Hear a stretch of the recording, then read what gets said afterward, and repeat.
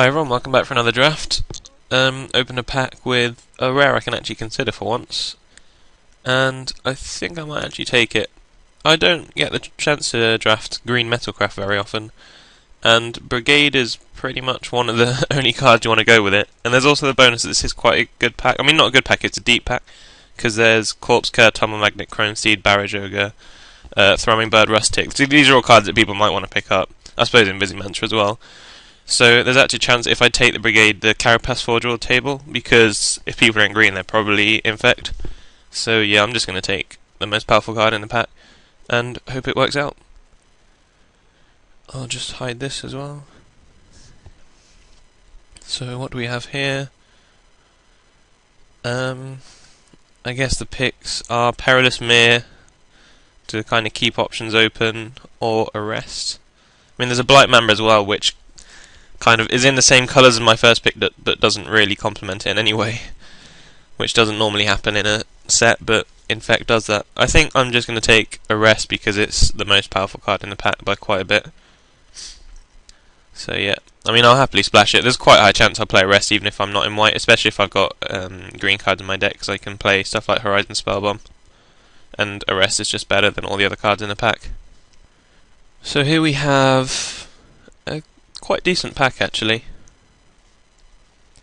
There are quite a few cards in quite a few different colours. I think a third pick Shatter is not late enough to jump into red and say, well, red's definitely open, because there could have been an Embersmith and a good artifact taken over it or something along those lines. I think the options are probably Glinthawk Idol, Skyguard, Goldmere, Forge Master. I'm still not sure how good Forge Master is, because, I mean, he's a Siege Mastodon that's an artifact, which is actually not that bad in this format, especially because Siege Mastodons are quite good because all the creatures are relatively small. But having said all that, I think I'm going to take the Idol. We'll play it in most colours, even if we're not in white, if we get a heavy artifact theme, which looks good with Brigade. And it's also quite aggressive, and both these cards are quite aggressive, so yeah. Having just said we're going to try and stick with artifacts, Chrome Seed is one of the best cards in the pack. I'm not sure how good Gargantuan is. It might be just a bit too slow to make it good. But there are some creatures that if you copy it, it's just kind of a big GG, like Spike Shot Elder. But yeah, Chrome Steed is one of the only good cards in the pack, so I'll just take that because it's on theme. And again, there's a pack with not many options. I guess it's Coppermere or Alpha Tyrannax, and obviously we'll take the Coppermere because it's an artifact and it adds green mana. And I think I'm going to be taking another Coppermere out of here. I'm not a big fan of Airdrite because you want your Metalcrafts to be artifacts ideally, and he also costs double white, so he's not that reliably castable on turn 2. Molder Beast's actually quite good, better than people give it credit for, but I see no reason to stop drafting Coppermeres, especially when we've already got 2 powerful 4-drops. And now we have the option of Lumengrid Drake or Aurochs Sunchaser, I'd say, with the options, because they're both Metalcrafts, basically, and we're looking to draft Metalcraft. I think at this stage, if we didn't have the Arrest, I might go for the Lumengrid Drake, but obviously because we've got the Arrest and the Glinthawk Idol, the Sunchaser, even though it's a bit weaker, because without Metalcraft it's just a 1-1 and therefore pretty much a mulligan, it's worth picking over the Drake, especially because white's a much better colour than blue as well. And then we get a completely empty pack. There's literally nothing worth hating in here. And so I'll take the card that I might possibly sideboard in, but it's unlikely that I will. And another fairly empty pack. We didn't table the Carapace Forger, which is a shame. I really don't like either Seize or Withstand Death. But then again, is it really worth hating a Thrumming Bird or an Invisimancer? Yeah, I suppose. People might have something broken with this. Thrumming Bird's either really bad or really good, so let's hate it off the deck that potentially makes it really good, I guess. He's a creature, and he's an artifact, and he's slightly on colour, which is good. I'm not going to pick Memnite, I really don't like Memnite. 0 mana 1-1 is cute, but it just doesn't justify a slot in your deck, or in your opening hand, or a top deck. It's basically just never playable unless you have a bunch of trinket mages and not enough targets. And do I take Big Popper Boom or the Edge Right? Yeah, I guess I can start taking Edge Rights now. Probably both of those won't make my main deck, but there's a chance the Edge Right will, slightly more so than the Tyrannax. Don't have any artifact removal yet, so I guess the Defiance is the pick, even though that probably won't make the deck either. Mirrodin Revel can actually be really good if you get, say, 3 or 4 artifact destruction effects, like some replicas, a Slice in Twain, and a Shatter or something along those lines. Because, I mean, artifacts are going to be dying in the game anyway, even if you can't remove them. Your opponent just doesn't want to get into combat with you if you've got a Revel in play. So, I'd say that card is underrated. Speaking of underrated cards, I think Champion is actually a bit overrated. And at this point, I think Chrome Steed is actually better. I mean, the options are another Mir, which I don't want to take because there are more powerful cards in the pack, Forger, Chrome Steed, or Champion. And because Metalcraft you rely on such a critical mass of artifacts, I think at this stage it would be better to take the 4 mana 4/4 rather than the 2 mana 4/4, because this one's just more consistent.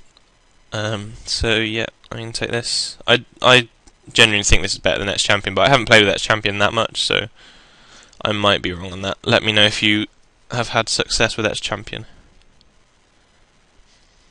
And here's another interesting one, Asceticism. People are saying, well, people have told me it's pretty bad, but I've never been disappointed with it. Although it is much better in Infect than non-Infect. I suppose that's why I've never been disappointed with it.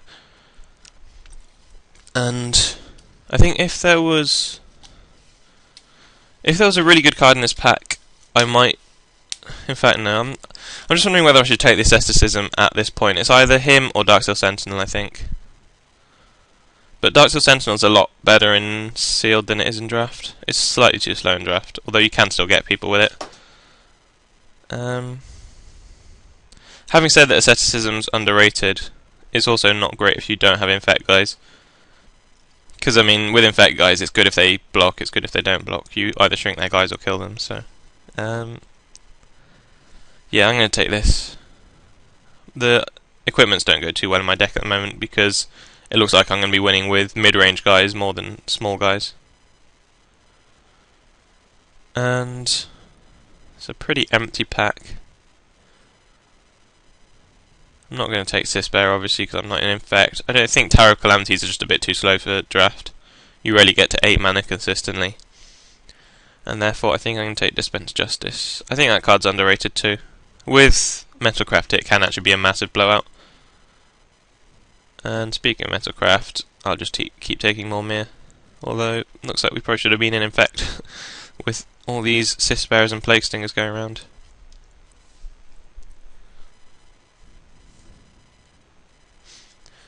And not a whole lot here either. Not going to play 2 Defiance. Not going to play Grafted Exoskeleton because it's pretty bad in a non-Infect deck. And so I guess take the Boom Boom. No, I'm not going to play any of those cards, I don't think. And how many artifacts do we have? 4, 5, 6, 7, 8 artifacts we'll be playing at the moment. I think if I'm going to be playing one of them, I think Sunchase is better than Lifesmith, because in a format with Infect, this is a dead card most of the time. Well, not most of the time. It's a dead card about 30% of the time, I'd say. And so, if I'm going to have heavy artifacts, Sunchase is a better card. I'm just wondering if I take this or Replica. No, Replica's one of the weaker artifacts. Yeah, I'll just keep taking this. And at this point, I just need to draft as many artifacts as possible. And there's one of them. I don't like Bellowing Tangleworm a whole lot, when most of my 4-drops are better. And there's a Spellbomb I was talking about. Although it doesn't look like we're splashing Arrest now, it looks like we're just playing Arrest. And I wouldn't play 2 Strider Harness, and this is pretty bad. So I'll just take the not great Metalcraft card on the off chance that I play it. Again, nothing I want to hate really, so I'll just take the card that I might potentially play. Big Boom Boom that I won't play, but nothing else in the pack. I really don't like Salvage Scout, especially because it's not an artifact itself. And I don't have any artifacts that I want to return at the moment, so I might, in 1% of my decks, play Golden Urn, so I guess that's worth taking. If my opponent's got some kind of suicide red aggro deck, I might board in the Golden Urn.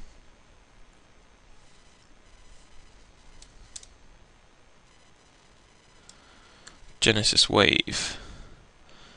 There's a cool story with Genesis Wave. I suppose it's not really a cool story, but it's a pretty boring story actually. I'm going to be taking the Contagion Clasp from this pack because it's an artifact and it's best card in the pack, pretty much. Not much else to say about that. Even though I don't have anything to go with it, the fact that it's an artifact that sticks around and it kills a lot of creatures in this format means it's worth taking at this point.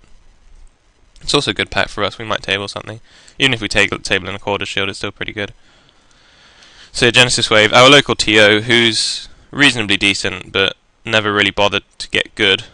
Kind of like he probably could have got on a Pro Tour with English BTQs if he wanted to, but he runs the shop, so he doesn't really care. But he's been telling us how good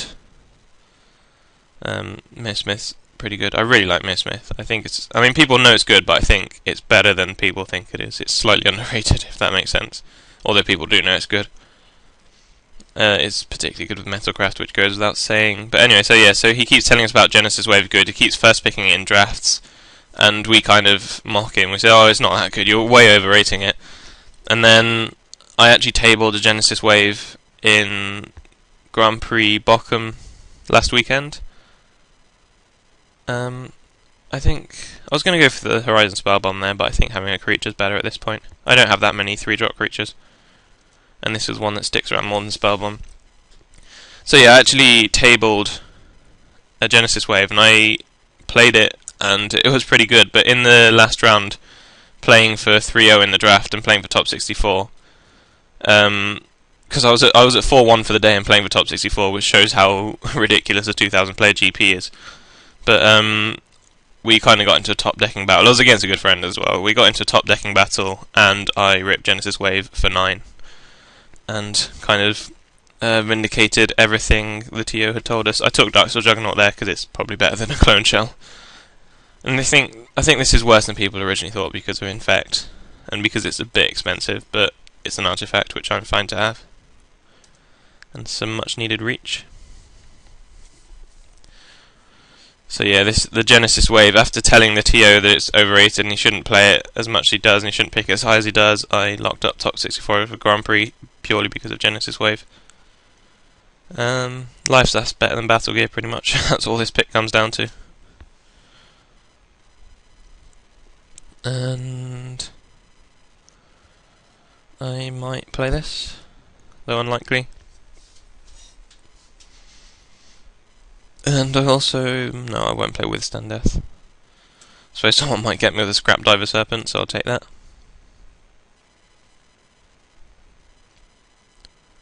Also, just thinking about it, I might have told that Genesis Wave story already in the previous draft. I wonder if I'd want to play more than one Pinions and Lifestaff. I wouldn't play more than one Pinions, I might play more than one Lifestaff. But then I don't have that many Shikari, and I'm kind of scared of passing this Untamed Might. But then again, no, this late in the pack, the Untamed Might will probably go next pick, and it's unlikely that the person who gets it will A, play it, and B, well, A, be in green, and B, play it, and do good stuff with it. Because if the person to my left isn't in green, then obviously they'll hate draft it instead of me, so it's not worth picking it when I might actually play the other card. So let's start with... start with the artifacts and non-artifacts. Let's start with the non-artifacts. 1, 2, 3, 4, 5, 6, 7. I guess they're the ones I'm definitely playing. And something I didn't realise during the draft is that I'm not actually in green. I was basically mono white, but I have 2 copper mist, so I'll probably play the Azorius Brigade. We'll see how the deck ends up. Something you don't really notice. I'm too busy chatting to realise I'm not actually in green.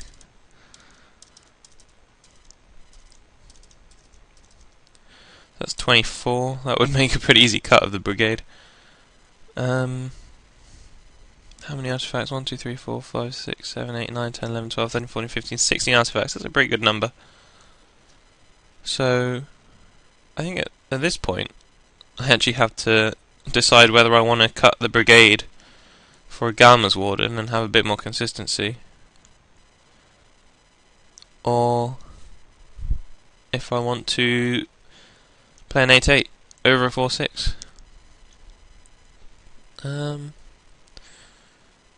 suppose Horizon Spellbomb also benefits from green, but then I have Copper Mirror, so I can activate it anyway.